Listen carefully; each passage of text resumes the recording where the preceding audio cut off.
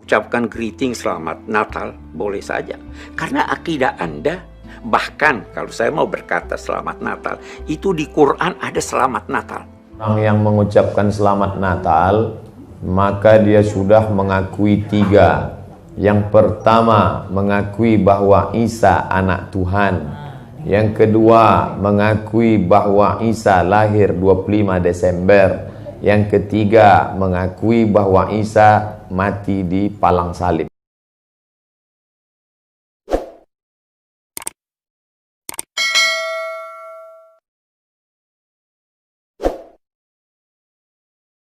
Selama akidah Anda tetap terjaga, maka bisa saja. Mau ucapkan greeting selamat Natal, boleh saja. Karena akidah Anda, bahkan kalau saya mau berkata selamat Natal, itu di Quran ada selamat Natal. Yang pertama mengucapkan selamat Natal itu Isa alaihissalam. Di Quran dikatakan waktu dia lahir, wassalamun alayya yauma wulidtu wa yauma amutu wa yauma ub'atsu hayya. Salam sejahtera bagiku pada hari kelahiranku. Itu selamat Natal. Kita tidak, tapi kita tetap percaya bahwa dalam akidah Isa adalah bukan anak Allah, dia adalah Rasul. Itu sebabnya di timur, sebenarnya problem ini hanya di Asia Tenggara. Di Mesir itu Grand Sheikh Al-Azhar pergi berkunjung ke ini untuk ucapkan selamat. Kita bergembira dengan kegembiraan mereka, tetapi tidak mengganggu akidah kita. Itu boleh. Saya senang hadir di dalam satu masjid di sini. Pada hari-hari tertentu ada orang-orang Buddha, orang-orang kita hidup damai. Lakum dinukum waliyadin. Ya, saya kira itu, jadi saya tidak sependapat itu yang melarang. Terlalu sempit pikirannya. Sekarang begini, mempersatukan segala sesuatu itu mustahil. Gunung saja beragam, tumbuh-tumbuhan beragam, manusia beragam. Kita boleh jadi punya rambut sama hitam, tapi pikiran kita berbeda-beda. Nah, Al-Quran menggariskan satu prinsip, boleh berkelompok-kelompok, tapi jangan berkelahi, jangan berselisih. Ya, nah, kita harus bisa berkata lagi, sebenarnya Allah mau kita berbeda, tapi dia tidak mau kita bertengkar. Kalau Allah mau kita sama, Quran tidak bisa mengandung penafsiran yang berbeda-beda. Ada kata dalam, saya kalau berkata, saya belum makan, apa artinya? Bisa berarti saya lapar. Bisa berarti saya masih kenyang. Bisa berarti jangan habiskan makanan itu. Beda-beda kan? Ayat Al-Quran juga begitu. Anda faham begini, saya faham begini, itu faham begini. Semuanya bisa benar. Dan semua bisa salah. Tuhan memberikan kepada setiap orang yang punya otoriti untuk memberi pendapat bahwa kalaupun salah dikasih ganjaran. Jadi ada Syafi'i, ada Malik, ada Syiah, ada Salafi dan sebagainya. Kita jangan berkelahi. Kita mari, Al-Quran itu seperti hidangan ilahi. Semakin kaya orang, semakin beragam hidangannya. Ya. Apakah Anda marah kalau Anda undang saya, Anda siapkan teh, siapkan kopi, kalau saya pilih teh? Tak marah ya? Kalau ada yang pilih kopi silahkan. Ada yang pilih teh, kita bisa bersatu. Jadi kalau mau paham Salafi, mau paham Syiah, selama tidak bertentangan dengan prinsip-prinsip dasar agama. Itu titik temu. Yang salah kalau Anda maki saya. Yang salah kalau Anda kafirkan saya. Karena yang kafir itu dalam Islam yang tidak mempercayai rukun iman. Ya kan? Akidah. Kalau beda fikih, beda pandangan, beda ini, silahkan. Tuhan juga mau kita begitu. Ikhtilafu ummati rahmah. Saya kira itu pendapat saya. Masyarakat kita itu tidak faham agamanya dengan baik. Ulama-ulama kita tidak mampu menjelaskannya kepada mereka dengan baik. Jadi ada yang berkata bahwa cuma satu yang benar.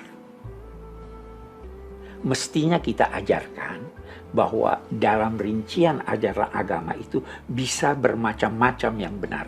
Saya beri contoh. 5 tambah 5 berapa? 10. 9 salah. Ya kan? Oke. Tuhan tidak tanya 5 tambah 5 berapa. Yang dia tanya 10 berapa tambah berapa. 7 tambah 3 benar. 6 tambah 4 benar. 5 tambah 5 benar. Bisa beragam. Ya kan? Nah, ini yang kita harus ajarkan pada masyarakat. Syafi'i benar. Malik benar. Syiah Itsna Asyariyah benar. Kalau Syiah yang berkata Nabi Muhammad bohong, kita tidak terima. Nah, ya kan? Ini begitu. Salafi benar menurut dia. Boleh jadi menurut saya tidak benar. Tetapi mari kita hidup damai bersama-sama. Itu tuntunan ulama sejak dulu. Jadi dia menghormati. Itu sebabnya. Di dalam Al-Quran ada ayat. Yahdi bihillahu manittaba'a ridwanahu subulas salam. Allah memberi petunjuk kepada hamba-hambanya yang mencari ridhonya. Jalan-jalan kedamaian. Jalan-jalan. Banyak jalan. Orang berkata banyak jalan menuju ke Roma ya. Lebih banyak jalan menuju ke sorga. Anda mau jalan di sini silahkan, mau jalan di situ silahkan. Yang penting kita menuju kepada Allah Subhanahu Wa Taala. Itu sebenarnya itu yang digambarkan oleh ulama-ulama dulu. Itu sebabnya ada riwayat yang berkata semua umatku akan terbagi umatku menjadi 73 golongan, semua masuk sorga kecuali satu. Bukan ada riwayat lain semua masuk neraka kecuali satu. Guru saya Syekh Abdul Halim berkata. Riwayat yang lain berkata semua masuk sorga kecuali satu. Udahlah, mari kita ramai-ramai masuk sorga walaupun kita beda-beda di sini. Itu yang diajarkan oleh Allah. Ada video Ustadz Adi Hidayat, maafkan aku saudaraku Nasrani, aku tidak bisa mengucapkan selamat Natal. Karena orang yang mengucapkan selamat Natal, maka dia sudah mengakui 3. Yang pertama, mengakui bahwa Isa anak Tuhan. Yang kedua, mengakui bahwa Isa lahir 25 Desember. Yang ketiga, mengakui bahwa Isa mati di palang salib. Ketiga-tiga ini dibantah oleh Al-Quran. Bahwa Isa anak Tuhan dibantah. Laqad kafaral ladzina qalu innallaha salisu salasah. Kafirlah orang yang mengatakan Isa Trinitas dan anak Tuhan. Tentang Nabi Isa lahir tanggal 25 Desember dibantah. Ketika Maryam memegang Isa, tidak ada makanan karena terlahir di tepian kota. Allah memerintahkan menggoncang pangkal batang pohon korma. Tusakit alaiki rutaban jania. Gugur buah korma yang mengkal. Buah korma mengkal ada pada musim panas bulan Juli Agustus. Ketika Isa lahir, kambing-kambing sedang digembalakan di padang rumput. Sedangkan bulan 12 rumput tidak tumbuh karena tertutup salju. Maka 25 Desember bukan hari kelahiran Isa, tapi hari raya merayakan Dewa Mitra, Dewa Matahari, yang diambil oleh Kaisar Konstantin dari Konstantinopel.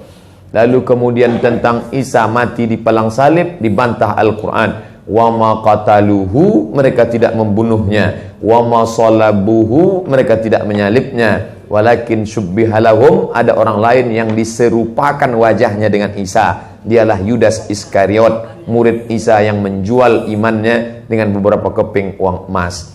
Saya punya kawan Kristen Masehi, tapi dalam masalah hubungan baik, masalah ngasih makanan, masalah beri pakaian, oke. Tapi kalau sudah terkait dengan akidah, wala ana abidu ma'abadtum wala antum abiduna ma'abud lakum dinukum waliyadin.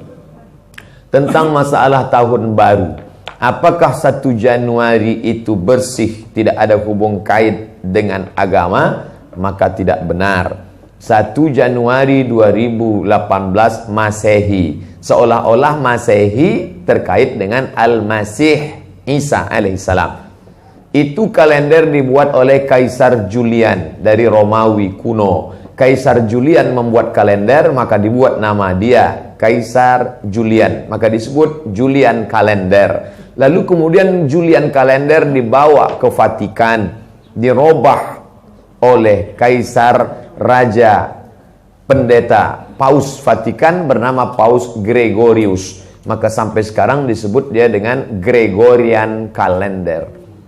Lalu kemudian ketika terbentuk PBB, United Nation, Persatuan Bangsa-Bangsa, bingung mau pakai kalender apa? Di dunia banyak sekali kalender. Maka diseragamkanlah, dipakailah Gregorian kalender. Yang sebelumnya kita kerajaan Pasundan, kerajaan Demak, kerajaan Riau, Sendripura itu pakai kalender Hijriah. Termasuk Yogyakarta pakai kalender Saka, karena Sultan Agung Jawa mengkawinkan antara kalender Jawa dengan kalender Hijriah.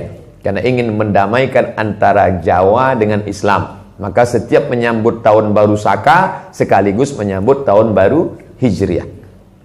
Kalender Masehi muncul belakangan, tidak tepat penisbatannya kepada Al-Masih karena Isa tidak tahu menahu tentang itu. Itu murni diambil oleh Kaisar Gregorius yang diambilnya ke Vatikan menjadi Gregorian kalender. Jadi kita menyatakan tahun baru, betul tahun baru, tapi tahun baru Romawi. Tahun baru Romawi, jangan kaitkan kepada Isa alaihissalam. Dia masih terkait. Adapun tahun baru Jepang tak ada terkait dengan akidah. Nah, ini tahun kalender yang baru. Tidak meyakini bahwa dengan kalender yang baru ini nasib berubah menjadi baru. Siapa yang asap malam itu paling banyak mengepul ke atas, maka rezekinya yang paling murah. Lalu membakar ayam sampai 2000 ekor. Nah, oleh sebab itu saya anjurkan anak-anak muda, remaja-remaja masjid, tanggal 31 malam tanggal 1 setiap masjid semuanya buat kajian, iktikaf, zikir, muhasabah supaya jangan keluyuran ke sana kemari. Hanya 2 saja. Anak-anak muda pergi ke masjid mulai jam 10, jam 11, jam 12, jam 1, jam 2 atau habis isya tidur. Saya nggak bisa tidur Pak Ustadz, biasa malam kalau nggak bisa tidur habis isya makan Antimo 2. Nguap tidur langsung. Itu saja. Adapun nanti Ustadz malam tahun baru apakah buat muhasabah di masjid? Enggak. Saya berangkat 28, 29 umroh, maka tahun baru di Madinah. Tahun lalu juga begitu. Tapi tahun sebelumnya dibuat acara muhasabah. Wallahu a'lam.